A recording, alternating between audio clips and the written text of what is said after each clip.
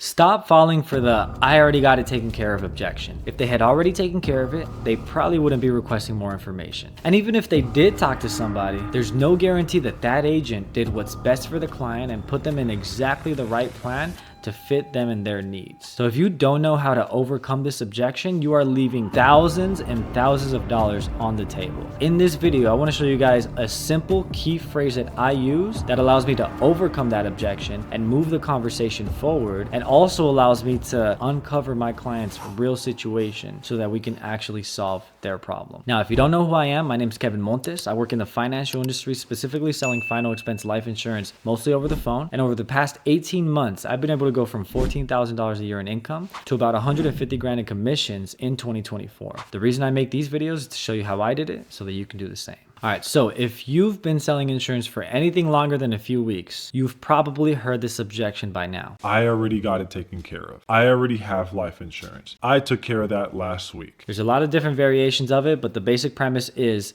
I got it taken care of. So how do you typically respond to that? What's your initial thought when you get that objection? Like, do you actually believe them? Maybe they did talk to someone and maybe they did already sign up for a policy. That could be very true. Although sometimes it's not even that. But maybe it is true. Maybe they did sign up for a policy. Maybe they just got it a few hours ago. But what guarantees that they actually took care of the problem that they're trying to solve? Just because they may have bought a life insurance policy doesn't necessarily mean that they got the right plan which fits them and their needs, does it? Example, if they wanted to cover their final expenses and they are, let's say 50, 60 years old, and they bought a term policy for 10 years and they didn't realize that that's what they got, did they actually solve their problem? Arguably not, right? I would argue that they absolutely did not. So even if you're on the more selfish side and you don't care that they're gonna have to, in 10 years, sign up for a higher premium plan because they're starting all over again when they're older, but on the more selfish side, I mean, dude, you're leaving money on the table. So what can you say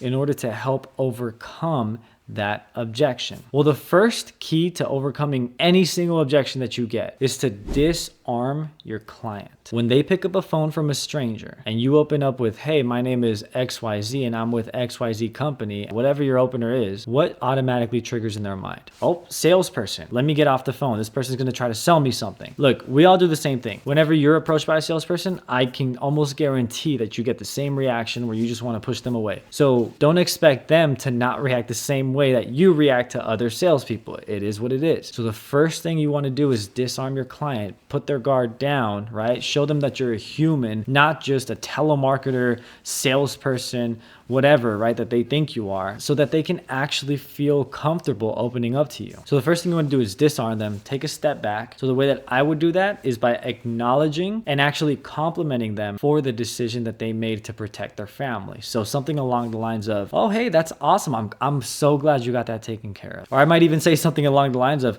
"Oh, so you got that taken care of. Thank God. All right, that makes my job easy. So I guess I don't have to do anything." But basically, you just want to do whatever you can to pull back, right? And lower their guard and communicate that, "Oh, okay, cool. Well, look, I'm not here to push anything on you, but you want to do the opposite of what they expect." Because what are they expecting you to do? They're expecting you to get confrontational or thrown off, right? They're expecting you to say something like, "Oh, well, of course you do, right? Most of our clients have life insurance. I'm just the, blah, blah, blah." That's what they're expecting you to say, to be that pushy salesman that nobody likes. So again, that is the number one first thing, any objection, is you just want to take a step back, relax, right? Take a deep breath, commend them, acknowledge them, right? And just kind of pull back a little bit. Okay, the next thing. Now, once it's been acknowledged, right? Now that their guard is just a little bit lower. So now the next thing is you want to end that with a question, right? You never want to just end anything with a statement. So the question I'm going to ask is, well, if you don't mind me asking, how long ago did you get it? So you want to use a very relaxed, casual, and really just more of a curious tone. Now, why do you want to know anyway? Why is that question important to ask? Well, what I'm wanting to figure out is, if I can help this person out, is this going to be more of like a replacement situation or adding coverage to like an older policy? Okay, so once they answer that, this is the key phrase that I use to get into a presentation and move the conversation forward. I'm going to say this. "Well, All right, I'm glad you got that done. Hey, Alyssa, I mean, since you have me on the phone, I guess would it be maybe reasonable just to offer you one more quote just to make sure you got the best plan available? Right, just like that. Very casual, very just, you're asking them for permission, you're not being pushy. That way you get permission to engage instead of forcing yourself in or forcing your way into a presentation where now they're just going to be all standoffish, right? Here, you're asking them for permission. You're being very gentle and moving that conversation forward. And again, it's the terminology you're using too. Since I'm already on the phone, right? See how it's very casual, right? Very laid back, very neutral. And I'm going to show you in a second, in case you don't believe that this works, 2 audios that I actually had to use this rebuttal twice in the last week. And I was able to make sales out of both of these conversations. But here is the framework before we get into that. So when they say, hey, I already got that taken care of, number 1, acknowledge. Okay, you already got that taken care of. Perfect. Number 2, compliment. Hey, I'm glad you got that taken care of. Hey, that's so good to hear. A lot of people put this off forever. You obviously are very responsible. I'm glad you got that done. That makes me really happy. Say whatever, right? But just compliment them a little bit for making the decision that a lot of people put off. Number 3, clarify. Oh, and by the way, if you don't mind me asking, how long ago did you say you had taken care of that? And number 4, ask for permission to engage. Okay, well, again, that's great to hear. Hey, well, I guess since you have me on the phone, I mean, do you think it might be reasonable just to offer you one more quote just to make sure that you actually got the best plan available to you? And you can word that however you want, right? There's different ways to say it. I would say that the key thing in all of it is really in the tonality that you use. You can't just sound like, I guess would it be reasonable to, you can't sound like that, right? You can't sound like, oh, well, would it be reasonable just to offer you one more? Like it's got to be just like chill, dude. Like just relax, right? Relax. Show them that you're just there to do your job and you're just trying to help. So with that said, let's listen to some of these recordings. Hello. Hey. Yeah. Hey, it's Kevin. How you doing? Good. How are you? I'm good, thank you. I'm doing great, actually. I'm actually just calling because it looks like we got your request for final expense options in the area, and I guess you. Yeah, said I don't know why. I don't know why that was out there. I've got life insurance. Oh, do you? How long have you Yeah. had it? A couple years. Okay, that's good. Well, I guess I don't know. I don't know why why it might be out there. Unless somebody put something out there without. By the way, so notice here, I didn't congratulate her here in this case because the way she responded was, yeah, I don't know why, right? So I'm going to acknowledge that, right? So I don't want to just, I think that's also a key thing that a lot of new agents miss is like they try to just stick to a script and memorize these things. Just adapt to what's going on, right? Be human, dude. Just respond and acknowledge to what's going on. So in this case, notice I didn't go, hey, I'm glad you got that taken care of. I'm actually responding to what she said. Oh, okay. Well, I mean, that's good. Yeah, I don't know why that's happening then. I'm asking, well, I don't know why you would keep on asking for information then, but I'm not saying it like that, right? I'm not going to challenge her. Without my knowledge. Maybe. Which isn't cool. I don't know. You said you've had yours for a couple of years, and I'm saying because I guess your birthday is you're what 55 or 56 or something like that. 56. Yep. You're 56. Well, when you got your insurance back then, what made you apply for that so young? I feel like a lot of people wait till they're till it's too late sometimes. So I guess that was actually kind of my way of complimenting her in this case, but it was also a tactical way for me to get her off the mindset of like, oh, I don't know why my information's out there, or I don't know why I keep getting calls. Taking her away from that mindset into the mindset of, why she was even looking for that information in the first place, which is very important, right? Because once you get them into that mindset, then you can have a conversation rather than them focusing on, I don't know why I'm getting calls. I don't know why I'm talking to you. Get off the phone, whatever. Well, Yeah, I just wanted to be prepared. Okay. You have kids or something, I guess, and you wanted them to be protected. Yep. That makes sense. I guess since you do have me on the phone, would it be reasonable to just, I guess, offer you one more quote or something, just to see if what you have is, the best program that you can have or something? Well, yeah, but the problem is there's a waiting period. Oh, no. I see what you're talking about, the 2-year waiting period? Yeah.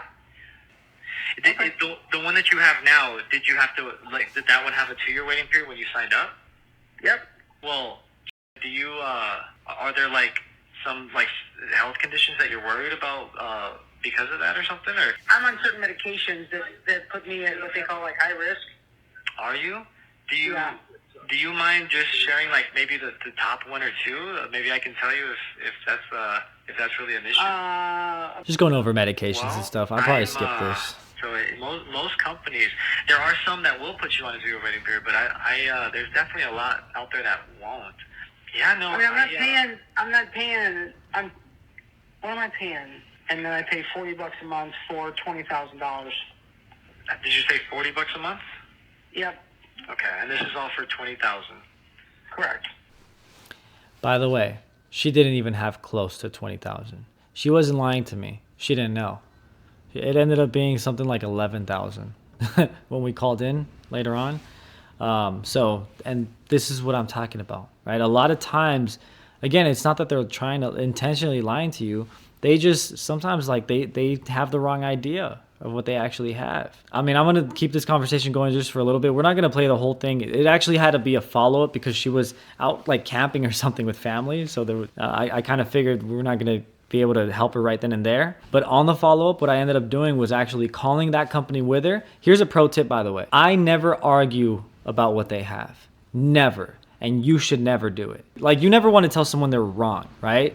They'll get defensive, no matter how you say it.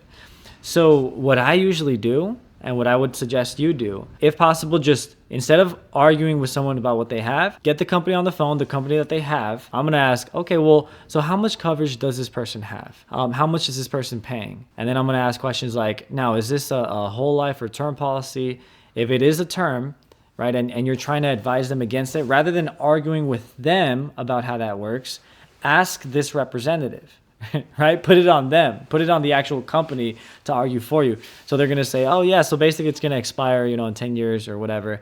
Oh, okay, so after 10 years, and then what happens? Do they get that money back? They're going to say, well, no. Oh, okay, interesting, right? Or let's say it's like a 2-year waiting period plan and you're trying to put them into a level plan. Well, then you can say, okay, and is there a 2-year waiting period on this plan? Oh, can you explain how that works? Like what happens if she dies within those 2 years? Right? Then they're going to explain it. And so sometimes it might even just be as simple as, they end up saying, and this is what happened here, is they end up saying, yeah, she has 11,000. And then the client's like, 11,000? I thought I had 20, right? So there you go. Bam. Now you don't have to argue anything or try to convince them otherwise. They got that information direct from the carrier, right? So that's just a little thing that I would highly recommend doing instead of arguing with your clients. That's not an issue at all. But now, either way, though, let me ask you this: have you been maybe curious to see if, like, maybe you could add some more coverage to the 20,000? Like, do you feel like that's been enough to solve what you wanted it to solve, or? There you go. Now, so notice right before I was about to give a quote, right? Now I'm going right back into presentation, right? I want to get into discovery. Why? If you want them to buy and if you want it to stick, and ultimately too, if you want to actually make a difference and help people, then just solve their problem. So I'm trying to figure out, well, what does this person actually need? So then, do you think if anything, you would have been more curious to see if you could get like a better rate or something like that? Yeah, probably. Okay. Well, can you remind me how many years you've actually had this policy? It's probably close to 2. Okay, so you're probably past that 2-year waiting period then, aren't you? That wasn't true. She had got it 5 months ago. Probably. Okay. And those numbers that you gave me, the 20,000, and you're paying 45 a month. You're absolutely sure that that's what that's the rate that you got? Oh yeah, yeah. Okay. I paid two different policies. One's a rider and one's a premium. It wasn't. All right, so I'm just going to skip the rest of this call. I just don't really feel like it's going to serve you much. We're kind of getting into like her policy details, and then it gets to the point where she goes, well, you know what? I don't really have all this stuff in front of me. I'm out camping. I'm actually very interested, XYZ. And so we scheduled it. I usually don't schedule follow-ups, by the way. But, we were able to cancel her last policy, which, wasn't really serving her like she thought it was. And put her in a better plan. It was more affordable and got her day one coverage, right? So it was win-win. All right, let's listen to another example here. Yes. Hey, it's Kevin. It looks like we got your request for final expense options in the area. And it looks like you mentioned that your birthday's... Did I read that wrong? Yes. Okay. Oh, yeah. Yes, I read it wrong, or Oh, that's no. Yes, okay. that's correct. Yeah. Okay. No problem. No problem. But I Okay. already found someone. I already Oh, you did? some things settled. Yeah. So That- I appreciate your help. Yeah, Yeah. that's good. Absolutely. I'm glad you got that settled. How long ago Sure. did you end up taking care of that, boss? 3. Uh, There you go. And that one was a perfect example of acknowledge, compliment, ask, right? Or clarify. about 3 days ago, with Dude, that is an amazing company. I'm so glad you got connected with them. That's And I'm complimenting again, right? So instead of doing what they'd expect a salesperson to do, right, which is, talk down on the company they have or, be aggressive, whatever, I'm doing the exact opposite, right? Hey, that's awesome. I love that company. I'm sure you did a great job, XYZ. okay. Awesome. Well, I mean, I guess since you have me on the phone, I mean, would it be maybe reasonable to just offer you one more quote just to make sure what you got is like the best plan available for you? what would you have for me then? Yeah, I can take a look. Well, what should I compare? How much coverage did you actually end up getting with? I'm not going to tell you that. I want to see what you have. You're- I probably rushed into that. See, and that's what I mean, right? So when something like that does happen, it's okay. Just take a deep breath, take a step back. If they give you some kind of pushback like that, it means that you're moving too fast. So that's completely fine, right? So just take a step back and keep going. We'll come back to that later. And I do get an answer to that later, by the way. You're good. You're good. You're good. You're good. I mean, I'm not. By the way, just so you know, I'm not asking for anything personal. I just want to know Oh, what no, to I compare get it it. to. Yeah. No, I get it. But you should know what my age is and what you would offer somebody my age and what you go off of like they did. They did the same thing. So Sure. I just want you to act like you don't know I got anything and just tell me Okay. what you best All right. Let's pretend you got nothing. Let's pretend you never heard of. Absolutely. Okay. Well, let's take a look. So I'm gonna just go through a couple things because I'm sure with especially they went a little bit like over your health and stuff, right? Yeah. Yeah. Do you? I'm just gonna. I don't want to spend too much time on that. We can just kind of get an idea for now. But do you just like the major things? Do you smoke, bus? Do you like tobacco, No. cigarettes? No. I'm just gonna do like a standard. Oh well, let me ask you this. So you don't have to. I don't care how much you got, but you what was your main concern? Like, were you just wanting to cover your final expenses, or was there something else on your mind when you got it, that you were trying to cover? So again, just did what I talked about before, right? Go from the medical stuff right before the quote back into presentation mode, right? Into discovery mode where I'm trying to understand the need. Final expenses, and making sure I have something to leave the kids. I got 2 kids. You got 2 kids. They're older, but I just want to make sure they don't have to worry about coming out of pocket for anything.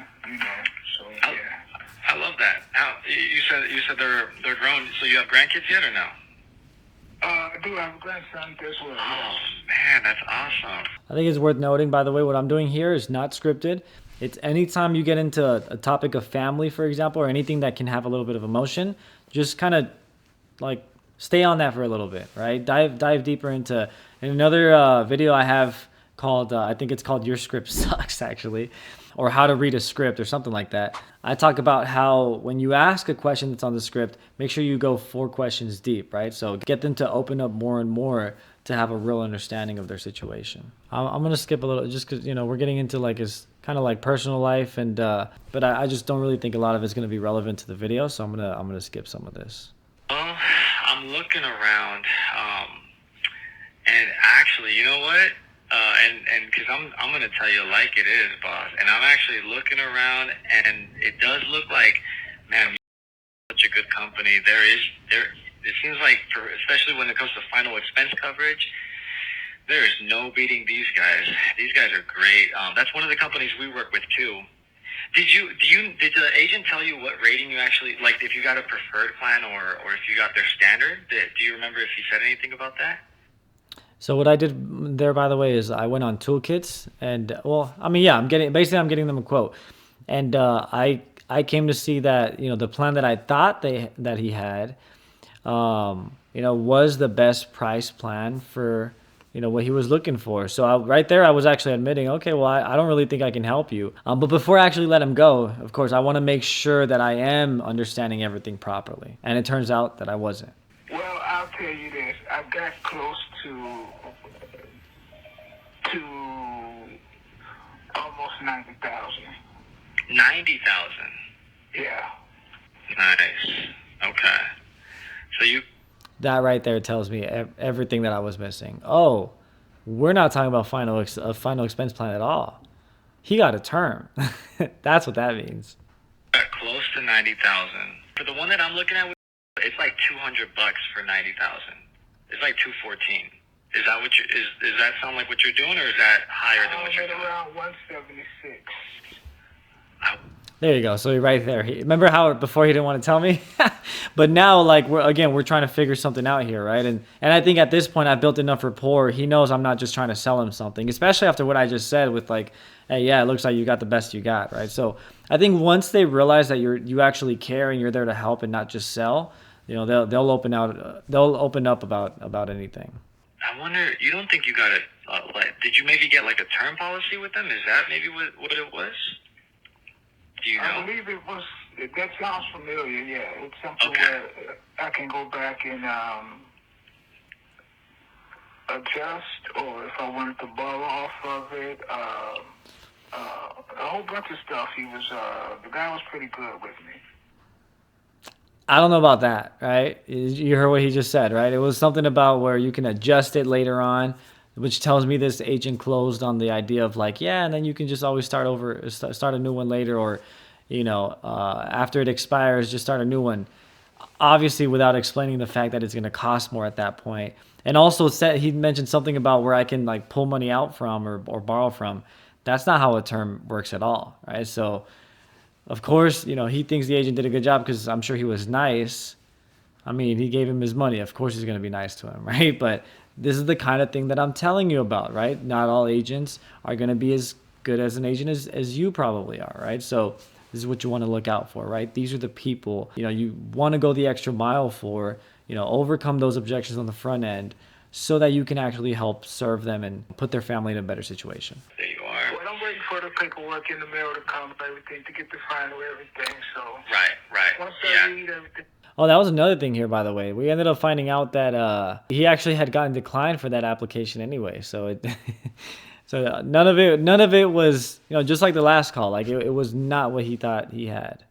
Just a lot of explaining over the phone, but once I read it, It's true. I'll get a better understanding of everything. Yeah. Exactly. Yeah.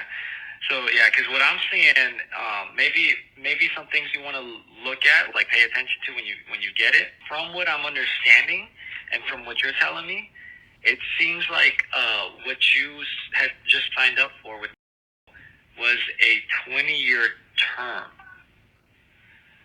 So a term is one of the policies, and by the way, not that it's a bad thing at all, but it's just things different plans work different.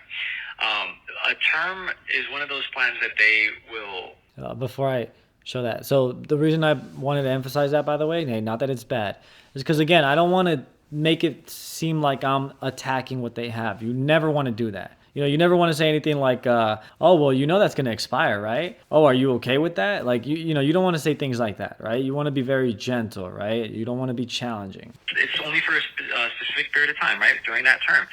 So if you have a 20-year plan, that means it's going to be good for 20 years. And then after that, well, then it's going to cancel out, and then you want to reapply for a new one. I have one of those myself. I do what I do, so I've got like 3 different policies for myself. But usually what people use a term for is like if they're paying off a mortgage or something kind of major in that sense. By the way, I do want to point out the fact that I can say I own insurance, and I can point that out. If you can't say the same, get a policy. Stop selling shit that you don't own. Like, I don't know. That's just how I feel about it, right? Like, if you don't believe in it, then that's why you're not making money selling it, because you don't believe in it. So I just think that's worth pointing out. I have come across a lot of agents that are not selling. They don't own the products. I'm like, well, dude, that's probably a big part of why you're not selling. I'm No, kind of my curious. house is paid off. My house is paid off. Okay. Well, then, yeah. I'm curious if you don't mind me asking, because I know you weren't necessarily worried about the money, and you just wanted to cover final expenses. Why did you end up getting close to 90 grand? I was just trying to make sure my kids had enough to split. You know. Okay. Well, then, yeah. I mean, that's kind of what it looks like you might possibly have. Does any of that sound familiar? Do you remember him kind of like Yeah, going it's over it? sort of familiar, yeah. I think it was about 20 years. Yeah. It was about 20 years. Okay. So basically, that's by the time you're, what would you be at that point? 80? 80, Something like that? yeah. 80 years old. Okay, perfect. When you guys went over that, did you guys consider or like kind of talk about what would happen after that? No, I was kind of in the mindset of probably sometime down the line I would probably readjust and see how it was and see how I was. Did he walk you through what the process looks like when you do try to readjust? Like what that actually is like? No, we didn't get that far. I just said sometime down the line I I'd bet. worry about going back over it then. So what would you suggest now since we're talking about it? Do you see what just happened there? What I just saw happen in this in the conversation I had with this guy, his perception of me shifted from this salesperson that could give me a quote to a trusted authority that he feels he can trust and receive genuine advice from. That's what I just saw happen right there. Right? He's realizing, man, I guess this guy that I thought was great didn't really go over a lot with me. What do you suggest, right? You see how that's shifted from the beginning to getting to this point? Completely different, and it's because, again, going back to just wanting to solve the problem. You want my like personal, just honest suggestion? Oh, no, yeah, be real. Okay. Yeah, be real with it. Yeah, be real with it. Okay. Like I said, what you have, the term, I have one of those myself, but I would never only have that. Me personally, I say that because what terms allow you to do, what they're great for, is they give you big amounts of coverage, and for less money, for cheaper. The reason it's cheaper though, the reason it's more affordable, is because we're not going to have it forever. So, what worries me a little bit, if you just want my honest opinion, what worries me a little bit is what happens if you live past 80, which me personally, I would hope so, but I don't know. I'm hoping that too. Yeah. Right. So then once you make it past 80 and that insurance is gone, and all the money that we paid into it for 20 years is gone, Yeah. then what?